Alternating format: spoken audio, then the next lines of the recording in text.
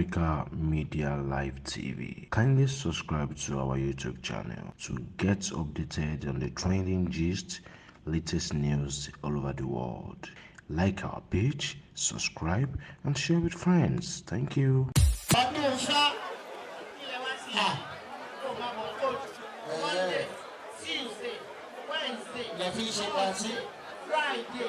Saturday, Sunday, owó nílà ẹ̀ ń lò àlówó ta. Àwa náà gbọ́ ó ṣe àánú ìyàwó ilé fi ṣe ìyàwó fi ṣe owó ilé ni ẹ̀gbá ló ní ọlọ́run ló kọ̀ọ̀kẹ́ ìgbà bẹ́ẹ̀. Àwọn ọ̀gá wa Anthony Ogundiyimu àràbà àwọn náà bẹ nínú ilé àràwò. Ọ̀gá Anthony Ogundiyimu, you highly recognize and welcome, sir. And of course,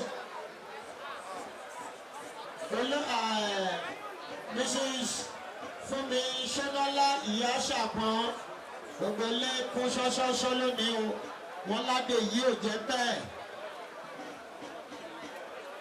Jùmọ̀kẹ́ elétekéte.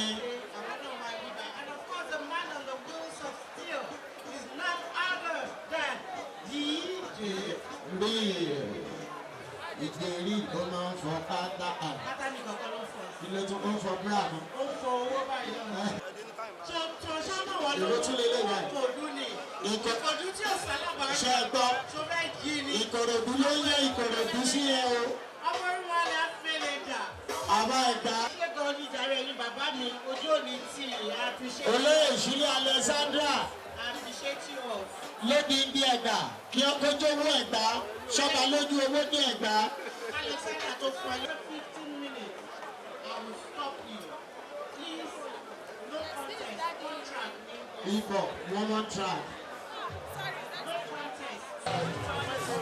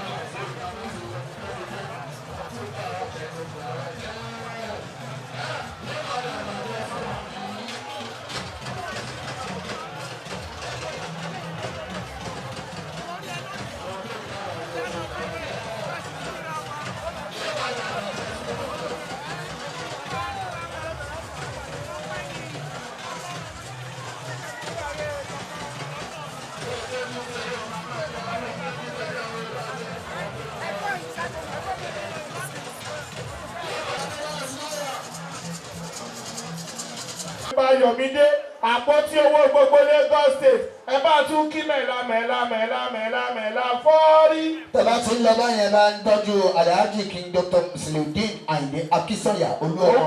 Nígbà tí mo ti rí Aláyọ̀ Chairman. Aláyọ̀ dẹ́gbà. Tímọ́tímọ́ Fẹ́mi Fọ́kè. Ẹ tọ́jú Tọ́pẹ́ Kọ́ńblò. Ẹ tọ́jú Délé Kọ́rà. Fọ́kè ẹ tọ́jú gbogbo Farouk. Ṣòdì. Bákan náà gbẹdọ́jú Títílayọ̀ Àgbékẹ́ SP of Police. Àtinúkẹ́ Modúpẹ́ Ọlá. Àdùkẹ́ Alhaja Idayat Abiola Alhaja Kudirat Ayọ̀ká Ella gbogbo akọ́gbọ̀n Alhaja Kudirat Ella òyìnbó ọlọ́tí ní gbogbo akọ́gbọ̀n nọ́mbà 1 kò sónítọ̀hún. Happy birthday in advance against on the 22. Alhaja Kudirat Ella òyìnbó ọlọ́tí bá mi tọ́jú Saheed Broko òní wálẹ̀ fílẹ̀ òṣàtìmọ̀ ṣéwò ibè àṣàìtì. Kàfínátù corporate mo kí ẹgbẹ́ òdúró re. Kábíyèsí ọba kábíyèsí mo kí kábíyèsí káàbọ̀ ọba Olúabísọ́dún kábíyèsí ọba Olúṣẹ̀yẹ mo kí kábíyèsí ọba Káyọ̀dé Lísọ̀yì olú ti Ìgbòkú Àrò. Olú ti Màgbòrò kábíyèsí ẹ káàbọ̀ àwọn ọ̀ṣọ́ àgbèyìn mẹ́kàn ni wọ́n wọlé yìí. Ewu Ṣúmáwo pàjá sí mo ná pa olùwọ̀ sátètè ajá làbá jẹ kí làbá fi olùwọ̀ ṣe. Kábíyèsí ẹ káàbọ̀. Irọ́ ni o. Aláṣẹ Adé Ògún and associates. Africa Media Live TV. Kindly subscribe to our YouTube channel to get updated on the trending gist, latest news all over the world. Like our page, subscribe, and share with friends. Thank you.